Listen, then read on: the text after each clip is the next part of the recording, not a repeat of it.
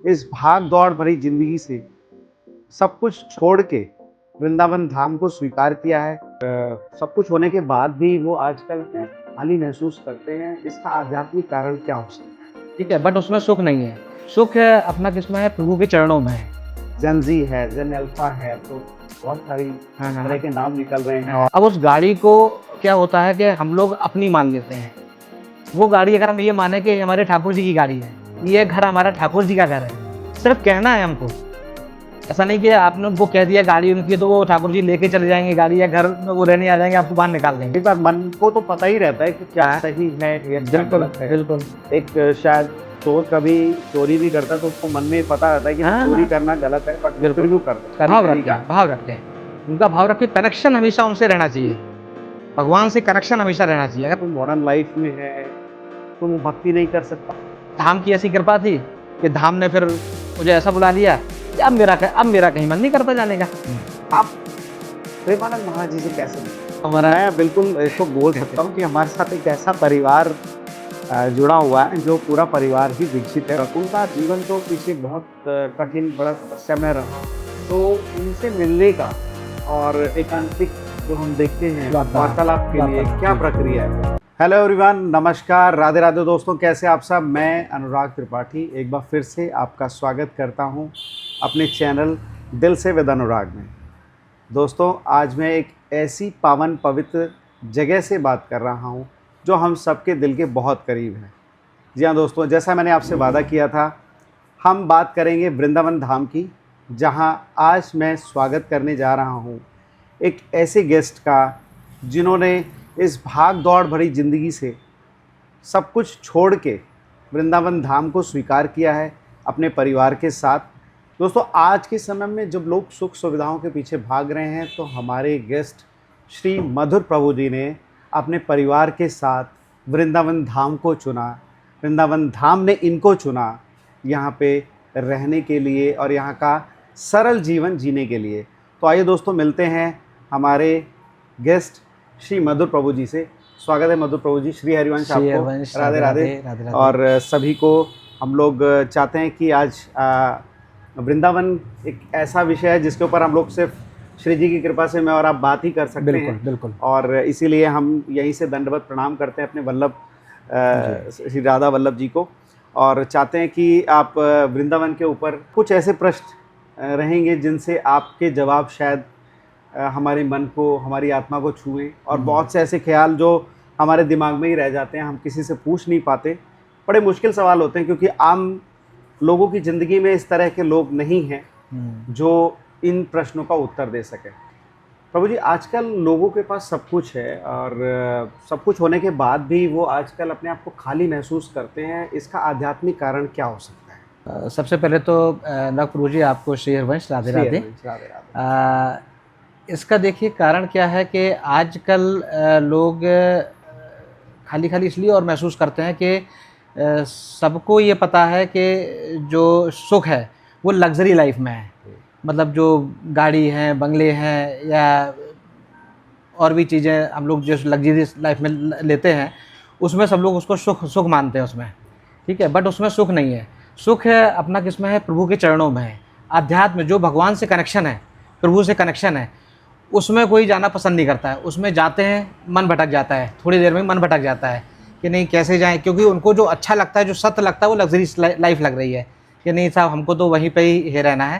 तो मुझे लगता है कि इसलिए थोड़ा सा सब कुछ होने के बाद भी सबको खाली लगता है कि नहीं हमारे पास कुछ नहीं, क्योंकि कमी जो बेस है वो अध्यात्म है, भगवान से जो कनेक्शन है वो उनका नहीं है। इसलिए उनको इस लाइफ में इतना सब कुछ होने के बाद भी सब कुछ उनके पास है, बट उनको खालीपन सा महसूस होता है।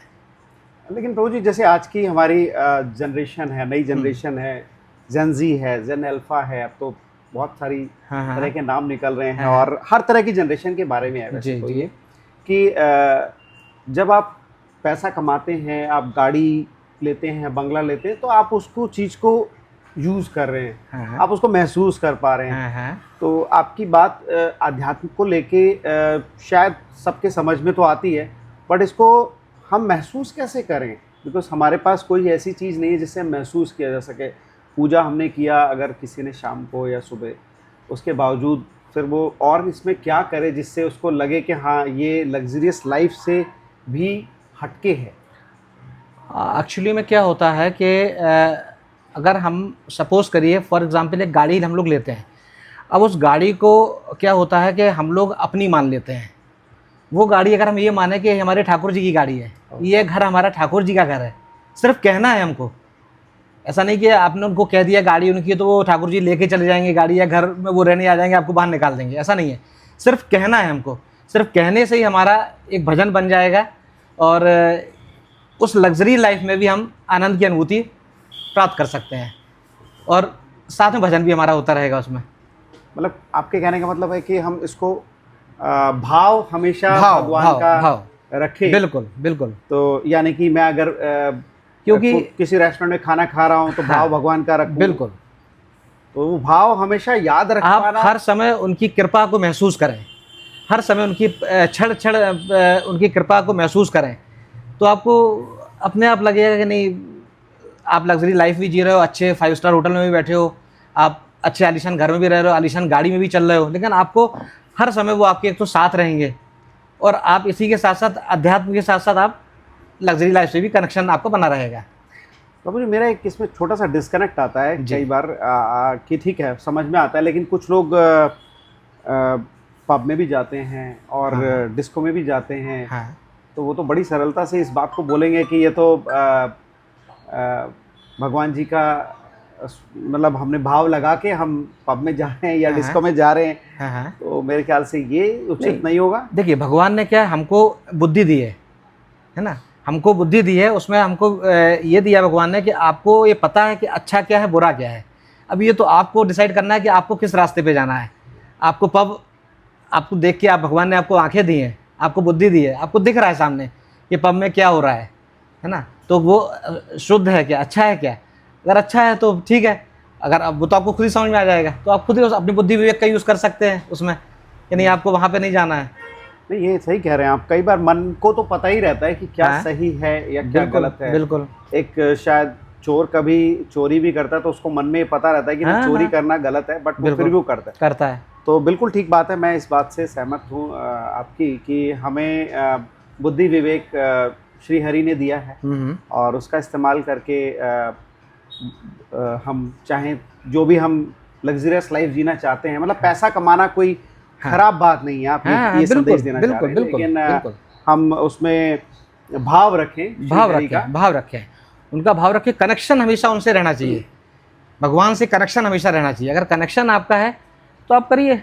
आप अगर उनसे कनेक्शन करके कोई भी काम आप कर रहे हो तो आपसे कभी कोई गलत काम तो होगा ही नहीं, कभी नहीं हो सकता आपसे। आप चाह के भी गलत नहीं कर सकते कभी भी।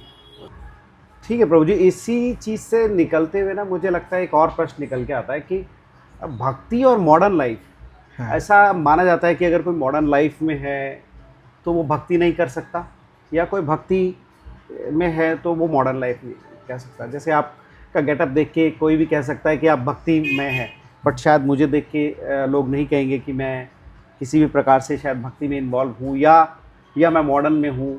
तो भक्ति और मॉडर्न को किस तरीके से बैलेंस किया जा सकता है? प्रभु जी देखिए, पहले तो हम लोगों को अपने दिमाग से बात निकालना पड़ेगा कि हम लोग सिर्फ वेशभूषा देख के हम लोग ये अंदाज़ा नहीं लगा सकते कि किसका कितना भजन होगा, कितनी वो भक्ति करता होगा। ठीक है, आजकल आप देख रहे हैं कि लोग धाम में, वृंदावन में, अयोध्या धाम में, काशी धाम में आप देखेंगे कि वेशभूषा तो बहुत अच्छी है, लेकिन हम है ना, लेकिन उनका अंतःकरण आप देखो तो आप कहने की जरूरत ही नहीं है, बिल्कुल, है ना। तो जीन्स शर्ट टी शर्ट्स वगैरह हम लोग पहनते हैं, है ना, तो उससे आप किसी का भक्ति का अंदाज़ा आप नहीं लगा सकते। आप सोच भी नहीं सकते कि नहीं उसका भजन कितना होगा या भक्ति कितनी करता होगा। और जो धोती कुर्ता पहन रहे हैं, या मेरे को आप एग्जाम्पल ले लीजिए कि अगर कोई गेटअप है मेरा और कोई इस तरह का अंतःकरण आप देखो तो कोई गलत काम अगर कर रहा है तो आप नहीं, बाहर से आप अंदाज़ा नहीं लगा सकते हो। वेशभूषा से पहचानना बहुत मुश्किल है, बहुत मुश्किल है ना। तो आपको बेसिकली आप जैसे बाहर से आप देखिए, अब जैसे बाहर से लोग आते हैं, विदेश से लोग आते हैं, है ना। आप अपने धाम में वृंदावन में देख लीजिए कि महिलाएं आ रही हैं, यहाँ साड़ी पहन रही हैं, और अपने कल्चर के जो लोग हैं सनातन धर्म के, वो आजकल मॉडर्न कपड़े पहन रहे हैं। तो चेंजेस हो रहा है तो यहीं पे एक चीज़ आ जाते हैं कि वही तो कि क्या वेशभूषा इतना मायने रखती है। मॉडर्न का मतलब शायद आज की नई जनरेशन से जितना शायद मैं उनको समझ पा रहा हूँ, उनका कहना है कि गेम खेलना या फिर लोगों के साथ बाहर पिकनिक मनाने जाना या घूमने जाना, हाँ। या ज़रूरी नहीं है कि वो सिर्फ तीर्थ स्थानों पे जाएं, हाँ। वो मनाली जा सकते हैं, मसूरी जा सकते हाँ। हैं। तो उस तरह की लाइफ के साथ साथ भक्ति को कैसे वो कनेक्शन जोड़ के रखें हमेशा। नहीं, देखिए क्या होता है कि पहली चीज़ तो मैं तो सबसे यही कहूँगा कि तीर्थ स्थानों पे जाएँ तो बहुत अच्छा है, बहुत अच्छा है। लेकिन चलिए ठीक है, अगर हम आपकी बात से भी सहमत हो कि चलिए हम लोग मनाली घूमने जाना है या कहीं विदेश कहीं घूमने जाना है, तो बिल्कुल जाइए। लेकिन फिर वही चीज़ आएगी, कनेक्शन। कनेक्शन अगर आपका भगवान से है तो आप कहीं घूमिए, मसूरी घूमिए, आप गोवा जाइए, कहीं भी जाइए, अगर आप भगवान से आप कनेक्ट हैं, आप हमेशा कनेक्ट हैं, तो मुझे नहीं लगता कि आप कुछ आपसे अपराध बनेगा, कुछ गलत होगा आपसे, है ना। आप उसको आप उस लाइफ में भी रहते रहते आप जो है भक्ति कर सकते हो, भजन कर सकते हो, अपने मॉडर्न लाइफ के साथ भी आप इससे कनेक्शन बना सकते हो, बना के रख सकते हो। बहुत ही सरल उपाय आप दे रहे हैं वैसे, मतलब जो भी अभी तक हमारी चर्चा हुई इसमें मुझे जो समझ में आया है, और बहुत ही सिंपल तरीका है। मैं शायद इसको बहुत मुश्किल समझ रहा था। आपका एक बहुत सरल एग्जाम्पल है हमारे प्रभु जी का, कि कहने का अर्थ कि हम अपना हर वक्त एक अगर मैं गलत नहीं बोलूँ तो सबकॉन्शियस माइंड हाँ। मैं हमेशा अपने श्री हरि के चरणों में रखूं, और बाकी मैं अपनी पूरी लाइफ एंजॉय कर बिल्कुल सकता हूं। बिल्कुल बिल्कुल बिल्कुल धर्म आचरण करूं और सही तरीके से कुछ भी खाना है, मुझे पिज्ज़ा खाना है, मुझे बर्गर खाना है, मुझे चाउमीन खाना है, मुझे कॉफ़ी पीनी है। बिल्कुल, आपको कुछ भी करना है, कुछ भी आपको करना है, आप सिर्फ उनको याद करके, आप कॉफ़ी पी रहे हो, आप कुछ भी कर रहे हो, आप प्रभु को पहले भोग लगाइए, भोग लगा के फिर आप उसको ग्रहण कीजिए। आप देखिए उसका आनंद ही अलग होगा, प्रसाद हो जाएगा आपका, है ना। अब मैं अपना ही एग्जाम्पल देता हूँ कि मैं पहले बिल्कुल मॉडर्न था, मैं भी ऐसे ही घूमने जाता था, कहीं घूमने का प्लान बना, उनका नैनीताल जाना है, वहाँ जाना है, लेकिन धाम की ऐसी कृपा थी कि धाम ने फिर मुझे ऐसा बुला लिया कि अब मेरा कहीं मन नहीं करता जाने का भाई। अब मुझे लगता कि नहीं, अब इवन धाम आने से पहले भी मेरा कई बार ये लगता था मुझे कि कहीं प्लान बनता भी था कहीं घूमने जाना है तो कहाँ जाना है, वृंदावन जाना है, कहाँ जाना है, वृंदावन। ऐसा लगता था कि डिक्शनरी से और शहर गायब हो चुके हैं। मतलब धाम की कृपा है, धाम ने मुझे स्वीकार किया ये, इसलिए तो अब। लेकिन अब ये है कि अब मेरा मन नहीं करता कहीं भी जाने का, कि नहीं कहीं घूमने जाना है कहीं। अब तो लगता है यहीं पड़ा रहूँ, श्री जी के चरणों में पड़ा रहूँ बस, और क्या। नहीं बिल्कुल, ये तो आपके ऊपर श्री जी की कृपा है। बार जितने भी हमारे श्रोता हैं जो देख रहे हैं, उनके लिए ये बड़ा इम्पॉर्टेंट हो जाता है कि वो इस मॉडर्न लाइफ के साथ साथ भक्ति में हो सकते हैं और अपना जीवन बहुत सिंपली भगवान को अपना दोस्त मान सकते हैं। बिल्कुल बिल्कुल अपना भाई मान सकते हैं, अपना पिता मान सकते हैं, जिस भी स्वरूप में आप मानना है बिल्कुल बिल्कुल मान सकते हैं। मैं जो जानना चाहूँगा प्रभु जी आपसे, सबसे अहम चीज़ जो मेरे मन में बैठते ही आ रहा था, लेकिन अभी मैं आपसे पूछ रहा हूँ, आप प्रेमानंद महाराज जी से कैसे मिले? सबसे पहले तो बेसिकली मैं भोपाल का रहने वाला हूँ, और हम लोग एक नोएडा में एक शादी में आए थे 2019 जनवरी में, और इत्तेफाक से हम लोग का प्रोग्राम बना कि चलो यहाँ तक आ गए हैं तो धाम के दर्शन करने वृंदावन धाम आ गए। और धाम आने के बाद हमारे एक रिलेटिव है यहाँ पे, तो उन्होंने जो है अपने गुरुदेव, उनके शिष्य थे, उन्होंने अपने गुरुदेव के बारे में बताया। तो वही चीज़ हुई कि हमारे मन में भी ये इच्छा प्रकट हुई कि चलो हम लोग भी दर्शन करें, महाराज जी के दर्शन करें। अच्छा। कौन है, कैसे हैं। तो हम लोग उनसे मिलने चले गए, और उनके दर्शन करते ही बहुत अच्छी अनुभूति हुई। मतलब इवन मैं ये कह सकता हूँ कि मैं और मेरी पत्नी दोनों लोग मिलने गए थे उनसे, उनके दर्शन करने के लिए, और उनको देखते ही हम लोगों की आंखों में आंसू आ गए। और हमने महाराज जी से मिलते ही हम लोगों ने थोड़ी सी बात हुई, फिर उसके बाद मन में ऐसे ही फिर उन्होंने प्रेरणा दी श्री जी ने कि दीक्षा के लिए। तो हम लोगों ने प्रश्न कर लिया महाराज जी से कि महाराज जी हम लोग आपसे दीक्षा लेना चाहते हैं। तो उन्होंने भी तुरंत सुनते ही उन्होंने ये बोल दिया कि नहीं, तुम लोग तो अपने लोग हो, कल यमुना स्नान करके आ जाना है। तो बस ऐसे महाराज जी से हमारा कनेक्शन हो गया, और तब से आज लगभग 7 साल होने जा रहे हैं। उनके आशीर्वाद बना हुआ है, उनकी छत्र छाया में श्री धाम बास भी हमारा हो गया है 2022 में। तो कृपा है महाराज जी की, गुरुदेव की कृपा है हमारे ऊपर। क्या बात है। मतलब पहली बार आप मिले महाराज जी से और पहली बार में ही आपने परिवार के साथ दीक्षा ले ली, मतलब आप और मैम ने दीक्षा ले ली, दीक्षा बिल्कुल ले ली। बिल्कुल। ये बड़ी इवन अब तो अभी 2 महीने पहले हमारे बच्चों ने भी दीक्षा ले ली है। क्या बात है। बेटी हमारी है, एक बेटा है, दोनों लोगों ने। अब तो हमारा मैं बिल्कुल इसको बोल सकता हूँ कि हमारे साथ एक ऐसा परिवार जुड़ा हुआ है जो पूरा परिवार ही दीक्षित है। बहुत कम जगह मैंने देखा है, शायद मैं पहली बार सुन रहा हूँ कि बच्चों के साथ पूरे परिवार ने दीक्षा ली हो। और आज की डेट में हम सभी के आदर्श बन चुके हैं श्री प्रेमानंद महाराज जी। बिल्कुल। उनका जीवन तो पीछे बहुत कठिन बड़ा तपस्या में रहा है। तो जो युवा पीढ़ी है जो आज की, उनको उस चीज़ से क्या सीख लेनी चाहिए?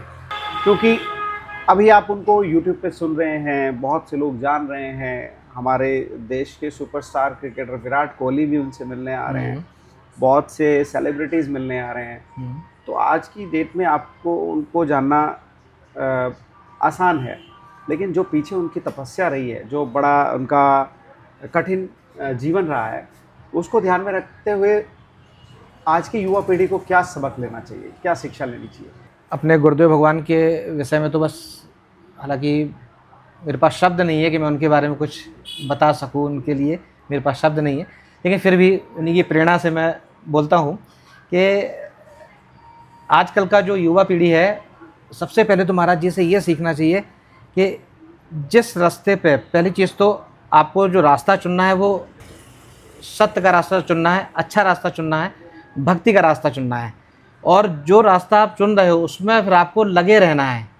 सबसे मेन चीज़ ये सीखने वाली है कि कितना भी कोई आपको भटकाए, कितना भी आपको गलत लोग मिलें, बट आपको अपना अच्छा रास्ता जो वो आपको भक्ति का रास्ता वो नहीं छोड़ना है। जैसे गुरुदेव भगवान हमारे शुरू से 13 वर्ष की आयु से, जैसे वो बताते हैं कि वो घर छोड़ दिया था उन्होंने, और काफ़ी उनको समस्याएं आई, काफ़ी बीच में उनको तकलीफ़ें हुई, और गंगा किनारे काशी में वो रहे। इवन उन्होंने तो ये बताया कि कभी कभी उनको प्रसाद पाने के लिए कुछ भी नहीं मिलता था, सिर्फ गंगा जल पी के रह जाते थे, कभी कभी बालू भी खाते थे। तो मतलब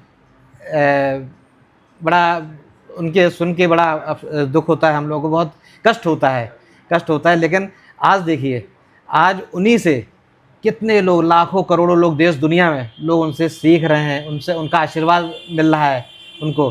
तो आज की युवा पीढ़ी को सबसे पहले तो यही सीखना चाहिए कि हालांकि सबको ये पता रहता है, जैसे गुरुदेव भगवान कहते हैं कि सबको ये पता है कि क्या सही है क्या गलत है, सबको पता है, लेकिन फिर भी वो गलत करते हैं। लेकिन अब गुरुदेव भगवान बार बार यही इसी चीज़ पे कि उन्होंने जैसे सबको आज की तारीख में राधा नाम दिया है, ये राधा नाम, सिर्फ राधा राधा आपको करना है। आप देखिए आपके जीवन में परिवर्तन, कितना परिवर्तन आएगा।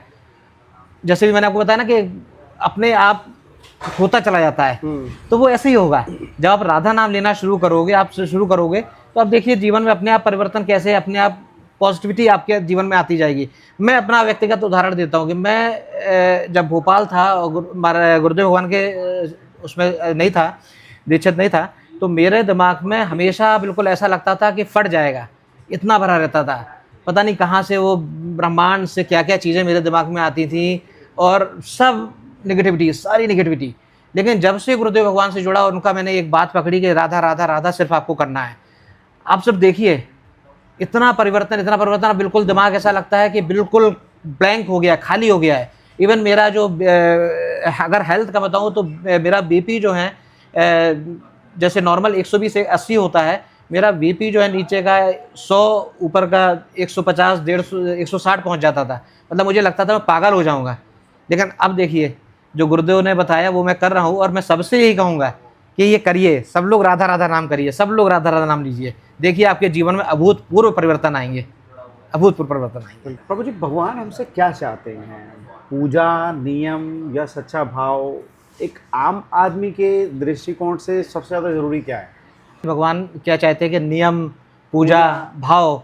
तो सबसे पहले तो क्या है कि अपना जो परिवार है, जो भगवान ने आपको दिया है, है ना, कि आप उनके सबके प्रति भगवत भाव करके आप आगे बढ़ें। भगवान कतई भी हमसे ये नहीं चाहते कि आप घंटों बैठ के मंदिर में हमारे आप पूजा करें, आरती करें, कुछ भी करें। भगवान बिल्कुल भी ये नहीं चाहते। भगवान चाहते हैं कि आपका जो कर्म है, आपको जो कर्म करना है, जिस जिस कर्म को करते हुए आपको अपने परिवार का पालन पोषण करना है ना, उस कर्म को करते हुए आप बस उनको याद करते रहें हमेशा, क्योंकि ये कलयुग है। कलयुग में क्या है, भगवान ने सबसे ज़्यादा जो महिमा बताई वो नाम की बताई है। तो आप कुछ भी कर्म करें, आप सिर्फ नाम उनका लेते रहें। अगर हम लोग नियम की बात करते हैं तो भगवान हमको नियम जो कहते हैं वो ये कहते हैं कि अपने से कोई भी गलत काम नहीं होना चाहिए किसी के प्रति भी।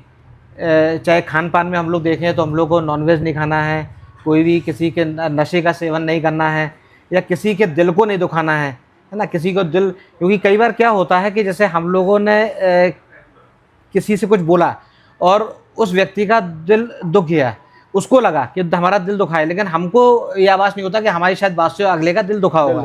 तो हम लोग को बड़ा फूक फूक के कदम इस चीज़ में रखना होता है कि नहीं, सामने वाले का कुछ हमारी बात से दिल तो नहीं दुखा है। जहाँ पे मेरे माइंड में अभी आ रहा है कि इस तरह से तो बड़ा मुश्किल हो जाएगा। बहुत से हमारे दोस्त जो कॉर्पोरेट लाइफ जी रहे हैं, जो नौकरी पेशे में हैं, हाँ। या बाहर की दुनिया में है, हम किस किस का प्रयास करेंगे कि दिल ना दुखे, और मुझे जो काम सौंपा गया है हाँ। वो तो मुझे करना है, और अगर उसकी वजह से किसी का दिल दुखता है तो फिर वो मेरे लिए बड़ा मुश्किल हो जाएगा। तो यहाँ आप प्रभु जी थोड़ा समझाइए, क्योंकि यहाँ मुझे लगता है शायद एक आम इंसान के लिए बड़ा मुश्किल हो जाएगा इसमें जज कर पाना कि मैं किसी को हर्ट ना करूं, तकलीफ ना पहुंचाऊं। मैं शायद अपनी माँ के साथ कर सकता हूँ, पिताजी के साथ कर सकता हूँ, but day to day life में मेरे लिए जहाँ मैं काम कर रहा हूँ या मैं बिजनेस कर रहा हूँ, बहुत मुश्किल हो जाता है। तो ये कैसे कोई आम इंसान करे? नहीं, देखिए, दिल दुखने से तात्पर्य मेरा यह है कि अब सपोज़ करिए, फॉर एग्ज़ाम्पल हम लोग एक उदाहरण के तौर पे लेते हैं कि कभी किसी ने आपसे किसी ने गलत बोल दिया है, या आपसे कुछ गलत बात कह दी, या आपको बुरी लगी, अगले की बात आपको बुरी लगी। अब ज़रूरी नहीं कि आप उसको उत्तर का प्रत्युत्तर आप उसको दें, आप उसको उसमें जवाब दें, आप उसको सह भी सकते हैं। जैसे गुरुदेव भगवान कहते हैं ना, जैसे आपसे किसी ने कुछ कहा तो आपको उसको कुछ कहने की ज़रूरत नहीं है। अगर आपने उसको कुछ कह दिया तो फिर तो वो बराबर हो गया, बैलेंस हो गया। अगर आपने कुछ नहीं कहा, जो गुरुदेव भगवान कहते हैं ना कि आपसे अगर किसी ने कुछ गलत कहा है तो आप भगवान पे छोड़ दीजिए। हमारे प्रारब्ध कट रहे हैं, हमारे प्रारब्ध कट रहे हैं हमारे, और भगवान पे छोड़ दीजिए। अगर उसने आपका दिल दुखाया या आपको उसने कुछ गलत बोला है तो वो उनके ऊपर छोड़ दीजिए। तो उसमें हमको नहीं करना है कि हम भी उसको ये बोलेंगे तभी हमको अच्छा लगेगा, या हमारे कलेजे को ठंडक मिलेगी, पहुँचेगी। जैसे कि मैं एग्जांपल बताऊं, मैं जब शुरू में श्री राम वृंदावन में आया तो मैं राधा वल्लभ जी के मंदिर जाता था शुरू में। तो वहाँ पे क्या होता था, एक बाबा थे, वो डेली सेवा करने आते थे, डेली इत्र सेवा वो वहाँ पे करते थे, लेकिन मुझे इस बात की जानकारी नहीं थी। तो मैं इत्तेफाक से उनसे पहले पहुँच गया, सुबह 5:30 बजे पहुँच गया। तो मैं वहाँ पे जाके इत्र की सेवा करने लगा, मुझे जानकारी नहीं थी। तो जब वो आए तो उन्होंने मुझसे बहुत कुछ उल्टा सीधा बोला, बट मेरे गुरुदेव भगवान हमेशा कहते हैं कि अगर किसी ब्रजवासी ने आपको कुछ भी गलत बोला, कुछ भी उल्टा सीधा बोला, तो आप सही समझ लीजिए कि ठाकुर जी आपसे प्रसन्न हैं, खुश हैं। और अगर कोई ब्रजवासी आपसे बहुत अच्छा बोल रहा है तो समझ लीजिए ठाकुर जी आपसे प्रसन्न नहीं है। तो मुझे बस गुरुदेव भगवान, क्योंकि क्षण मैं पल उन्हीं गुरुदेव भगवान की बातें याद करके मैं बिल्कुल आनंदित रहता हूँ कि चलो ठीक है, उन्होंने मुझे बोला ठाकुर जी प्रसन्न है। क्योंकि मेरे लिए सबसे बड़ा मन में ये है कि ठाकुर जी नाराज़ नहीं होना चाहिए, ठाकुर जी हमेशा खुश रहना चाहिए। तो बस वही कुल मिला के यही है कि अपने को कोशिश ये करना है कि अपने को किसी को, ये तो हमको ही पता होता है कि हम किसको क्या बोलेंगे कि हमारा अगला दिल दुख जाएगा, है ना, या कभी कभी हो सकता है आवेशवश हो भी जाता है, हम लोगों से हो भी जाता है। तो उसके लिए भी गुरुदेव भगवान कहते हैं कि आप अपने मन से क्षमा मांग लीजिए, उनसे कभी जाके जिसको आपने बोला उनसे क्षमा मांग लीजिए, क्षमा कि मुझसे गलती हो गई है। कभी जब भी आपको मौका मिले तब उनसे क्षमा मांग लीजिए, अगला आपको क्षमा करे ना करे, लेकिन आप अपना काम जरूर कर दीजिए। बिल्कुल जी। प्रभु जी, क्या पूजा करना बहुत ज़रूरी है अगर हमें भगवान को खुश रखना है या फिर भगवान की प्राप्ति करनी है? खुश रखना शायद गलत वर्ड हो गया मेरा, लेकिन क्या भगवत प्राप्ति अगर मुझे करनी है तो क्या मुझे सुबह नियम से पूजा करना या शाम को नियम से पूजा करना ये बहुत ज़रूरी है मेरे लिए या किसी के लिए? नहीं, देखिए भगवान कभी भी ये नहीं चाहते कि आपका जो कर्म है, आपको जो भगवान ने कर्म दिया है, आपका जो परिवार दिया है कि आपको अपने माता पिता की सेवा करनी है, बच्चों के प्रति जो आपके कर्तव्य हैं, बच्चों को पढ़ाना है ना? तो और बच्चों को कोई भी काम है, अपने पत्नी के प्रति, बच्चों के प्रति जो भी आपकी जिम्मेदारियां हैं, उसको आपको निभाते हुए आपको कर्म करना है, उसको निभाते हुए। क्योंकि अगर आप मान लीजिए कि भगवान के सामने मंदिर पे बैठ गए 2 घंटे 3 घंटे आप बैठ गए, तो आपका जो कर्म है जो भगवान ने दिया है उसको आप कैसे सामंजस्य बिठाओगे, आप कैसे करोगे?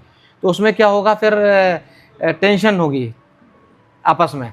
तो इसलिए भगवान तो ये कहते हैं कि आपका जो कर्म हमने दिया है उसको ही पूजा मान के आप करिए। क्या है कि बच्चों को पढ़ाना है, बच्चों के जो सेवा जो हमको दी हुई है उसको करते करते अपने को नाम जप करते रहना है। नाम से कनेक्शन अपने आप को, जो हम लोग, मैं शुरू से आपसे कहता आ रहा हूँ कि सबसे बड़ी चीज़ नाम, जो गुरुदेव भगवान भी अपने हर सत्संग में, हर चीज़ में वो हमेशा ये कहते हैं, सबसे कलयुग केवल नाम आधारा, कलयुग केवल नाम आधारा। सिर्फ नाम लेते रहिए आप, भगवान का नाम लेते रहिए। आप देखिए सारे काम आपके, जो भी आपको जिम्मेदारियां जो भी आपको मिली हैं, भगवान ने दी हैं, आप ऐसे करते चले जाओगे कि आपको उसका एहसास भी नहीं होगा कि कब ये कैसे हो गया।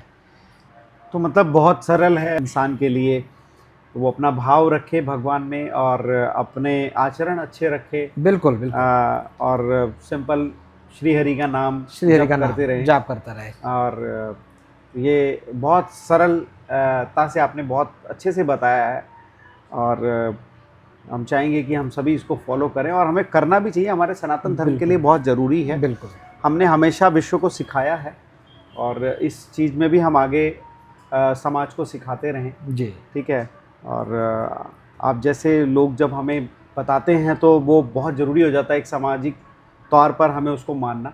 प्रभु जी, वृंदावन की कौन सी ऐसी खास बात है जो इसको बाकी तीर्थ स्थलों से अलग बनाती है या अलग दिखती है हमें? तो श्री धाम वृंदावन की अगर हम लोग बात करते हैं तो यहाँ की महत्वता अलग इसलिए है कि यहाँ पे पहली चीज़ तो हमारे ठाकुर स्वयंभू में विराजमान है, स्वयंभू है यहाँ पे, है ना।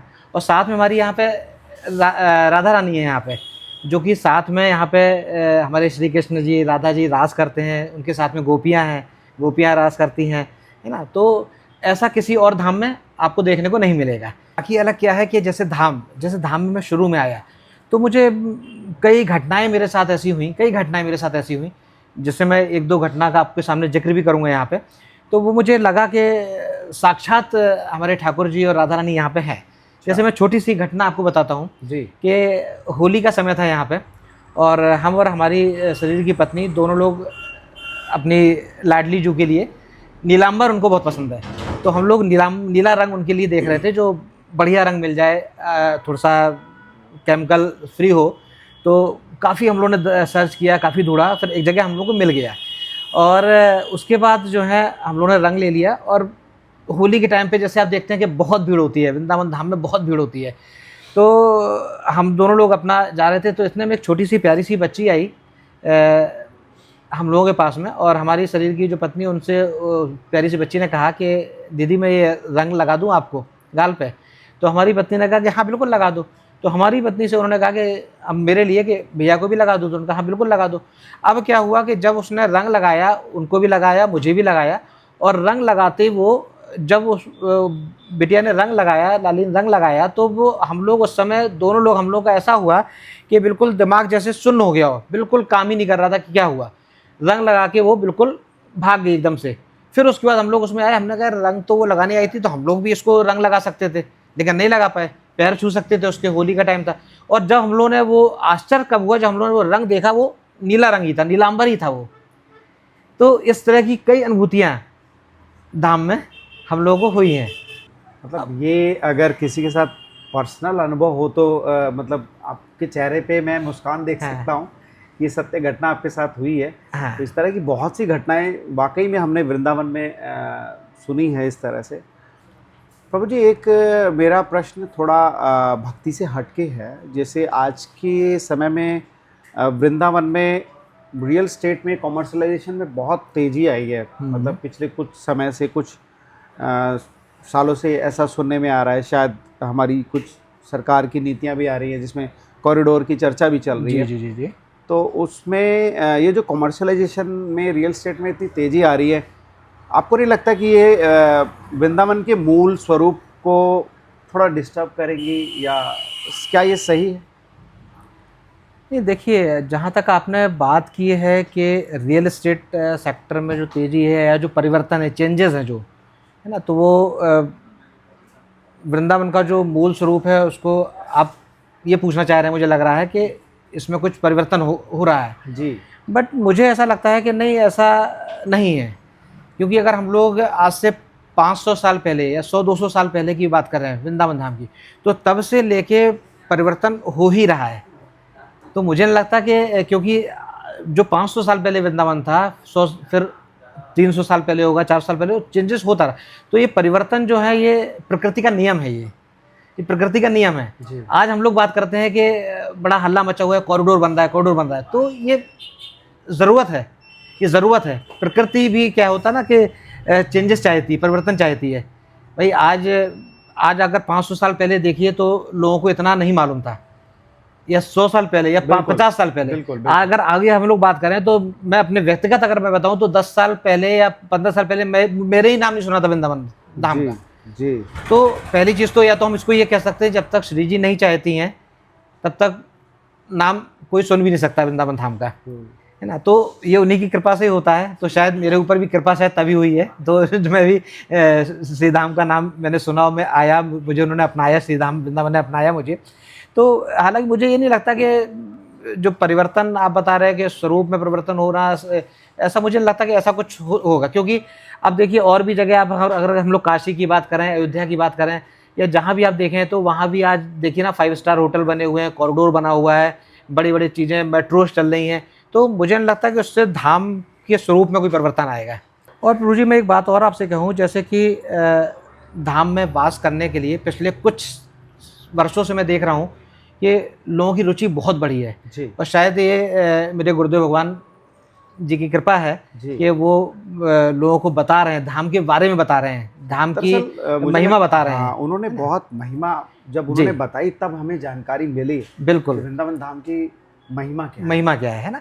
तो लोग धाम में अब उत्सुक हैं कि मेरा जो आखिरी समय हो वो धाम में निकले, धाम में रहूं, मैं धाम के बारे में जानूं, है ना। तो क्या होता है, अब जैसे हम अब एक उदाहरण के तौर पे हम लोग देखते हैं, जैसे हम लोग कोई लोग जीन्स टी शर्ट पहनते हैं, या कई लोग हमारे जो मेरी वेशभूषा है उसमें मान लीजिए कई लोग हैं, लेकिन अगर हम लोग अपना अंतःकरण देखें, अंतःकरण तो सेम है। तो वही चीज़ धाम के प्रति हो जाती है कि धाम का जो मूल स्वरूप है वो उसका अंतःकरण है, वो कभी परिवर्तन उसमें कभी नहीं हो सकता। कितनी मेट्रो चल जाए, कितना लग्जरियस यहाँ पे चीज़ें आ जाएं, कुछ भी हो जाए, लेकिन धाम का मूल स्वरूप तो सेम वही रहेगा, वो कभी उसमें परिवर्तन नहीं हो सकता। बड़ी खूबसूरती से आपने बताया, बहुत सही कह रहे हैं आप कि ठीक है, हमने बहुत से ऐसे शहर देखे हैं जहाँ कॉमर्शलाइजेशन हुआ है, लेकिन डिफरेंट चीज़ें हुई, बट ये धाम है तो उसको लेके एक अलग प्रश्न आता है मन में, इसीलिए ये हमने बिल्कुल पूछा था। तो मुझे एक अगला प्रश्न मेरा है जो बहुत से लोग हमारे जानना चाहते हैं, क्योंकि जब भी वृंदावन कोई विजिट करना चाहता है तो वो श्री प्रेमानंद महाराज जी से ज़रूर मिलना चाहता है। तो उनसे मिलने का और एकांतिक जो हम देखते हैं वार्तालाप के लिए क्या प्रक्रिया है प्रभु जी? देखिए, सबसे पहले तो गुरुदेव भगवान के दर्शन और एकांतिक वार्तालाप और दीक्षा, मैं तीनों की प्रक्रिया आपको बताता हूँ। सबसे पहले दर्शन, जैसे अब पहले क्या होता था कि महाराज जी सुबह उनकी पदयात्रा होती थी जी, जो कि उनके स्वास्थ्य कारणों की वजह से थोड़ा सा भी उसको विश्राम दिया गया है, और वो अब शाम को कर दिए महाराज जी ने, गुरुदेव भगवान ने शाम को कर दिए, क्योंकि शाम को अब वो निकलते हैं 5:15 साढ़े 5 बजे करीब, परिक्रमा मार्ग पे ही आप उनके दर्शन कर सकते हैं वहाँ पे। बहुत से शायद लोग जानते हैं कि अभी भी रात्रि में वही 2 बजे की प्रक्रिया पदयात्रा नहीं, वो अब स्थगित कर दी गई है, वो स्थगित कर दी गई है।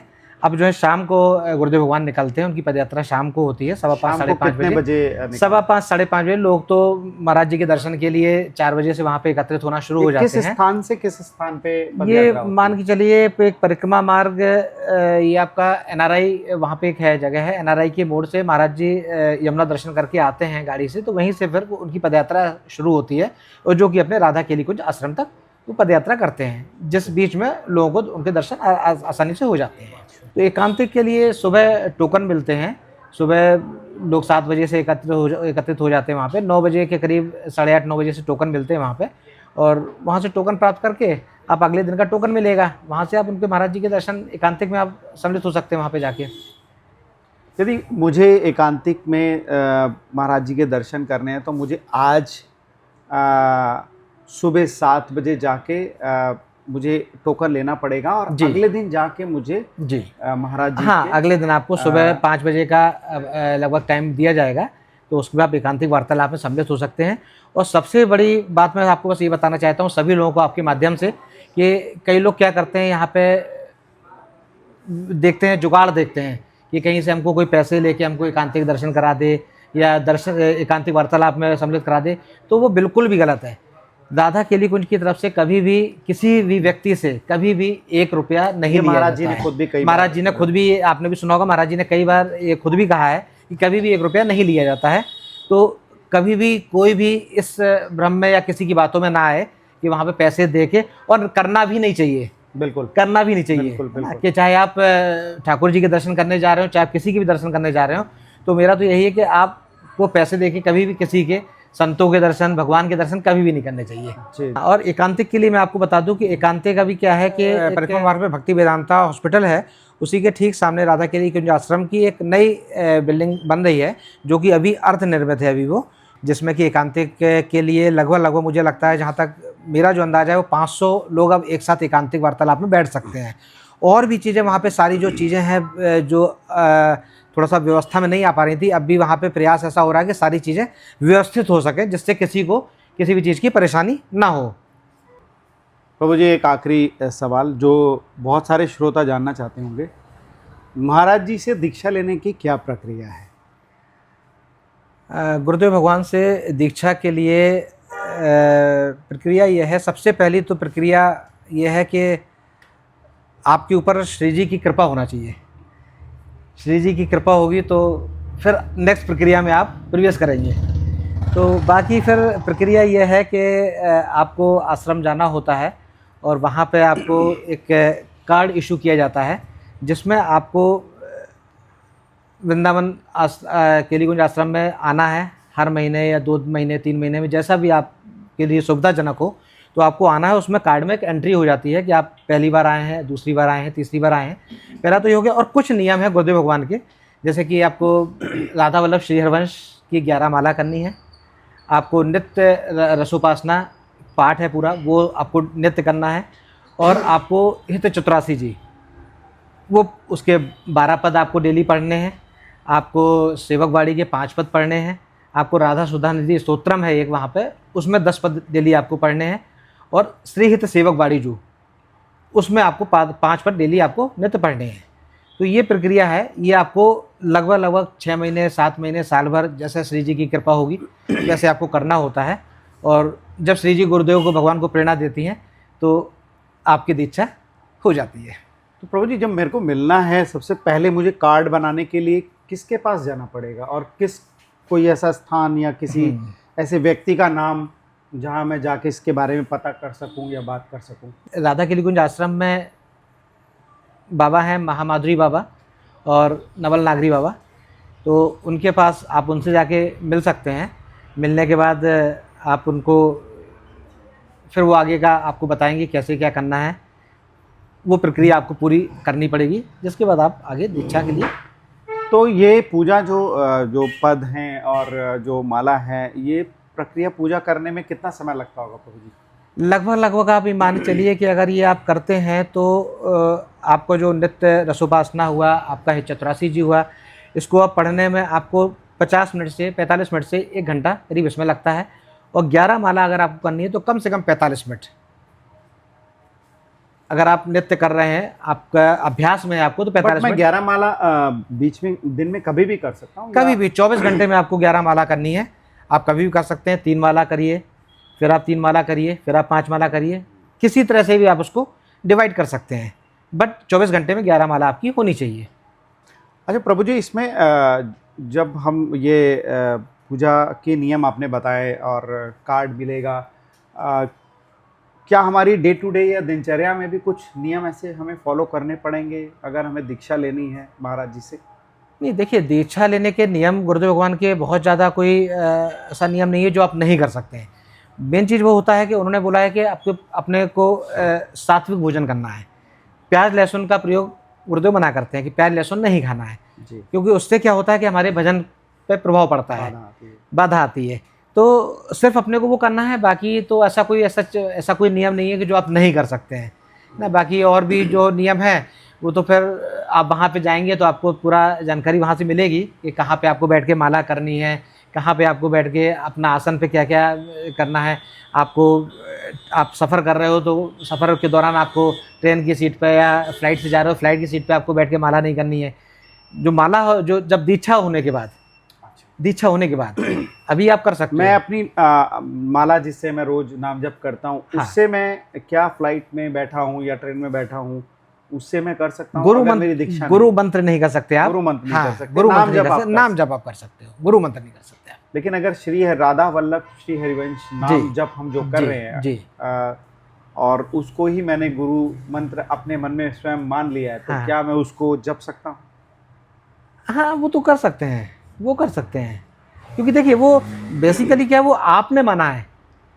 एक होता है कि गुरु के द्वारा दिया गया मंत्र है ना, वो तो भाव आपका है कि चलिए आपने उसको मान लिया कि मंत्र है हमारा, गुरुदेव का मंत्र है हमारा। मेरे लिए नाम जप का रूप ले या उसने, आप, हाँ, मेरे लिए एक बिल्कुल। तरीके से वो नाम जप जी, का जी, काम कर रहा है। बिल्कुल, बिल्कुल, बिल्कुल। तो मैं कर सकता हूँ, वो आप क्योंकि कर मैं सकते तो प्रभु जी, मैं स्वयं अगर अपनी बात करूँ, मैं ट्रैवल हाँ। करता हूँ तो मैं फ्लाइट में बैठा नहीं, हूँ, बिल्कुल, बिल्कुल, वो तो आप और राधा वल्लभ श्री या हरिवंश आप ट्रेन में हमेशा हूँ या सफर जप में, तो सकते क्योंकि हैं। आप उस समय थोड़ा खाली रहते हैं तो आप हाँ, हाँ, हाँ, हाँ, हाँ, नहीं, का बिल्कुल, बिल्कुल। ध्यान बिल्कुल। जाता है और आप कर सकते हैं। नहीं, नहीं, बिल्कुल कर सकते हैं उसको। झलक अपनी श्रेष्ठ प्यारे, देखा दोगे तो क्या होगा। क्या बात। झलक अपनी श्रेष्ठ प्यारे, देखा दोगे तो क्या होगा। बिगड़ती हुई दशा मेरी, क्या बात। बना लोगे तो क्या होगा। क्या बात है।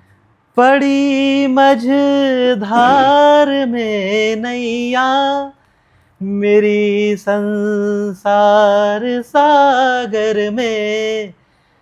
पड़ी मझधार में नैया, मेरी संसार सागर में।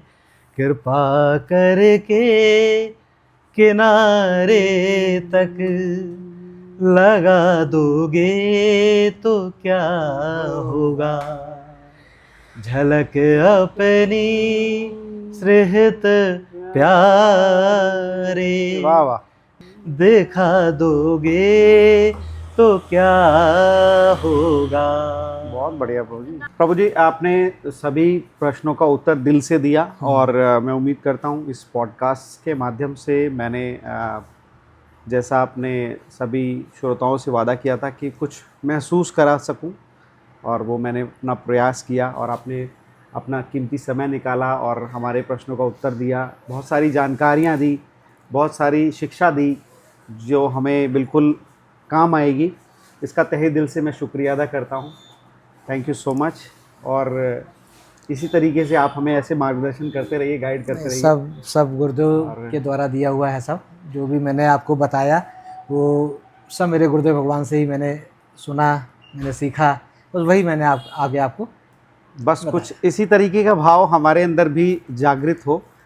तो दोस्तों, मैंने जैसा आपसे वादा किया था, पहला पॉडकास्ट इस नए साल पे हमने शुरुआत करी है, यदि आपको ये पॉडकास्ट अच्छा लगा हो, आपको नॉलेजेबल लगा हो, तो मेरे इस चैनल को दिल से विद अनुराग को ज़रूर लाइक सब्सक्राइब करें एंड बेल आइकन ज़रूर प्रेस करें, ताकि इस तरह की और मैं आपके सामने वीडियो ला सकूं, जहां आप दुनिया को, ज़िंदगी को थोड़ा करीब से देख सकें और जान सकें।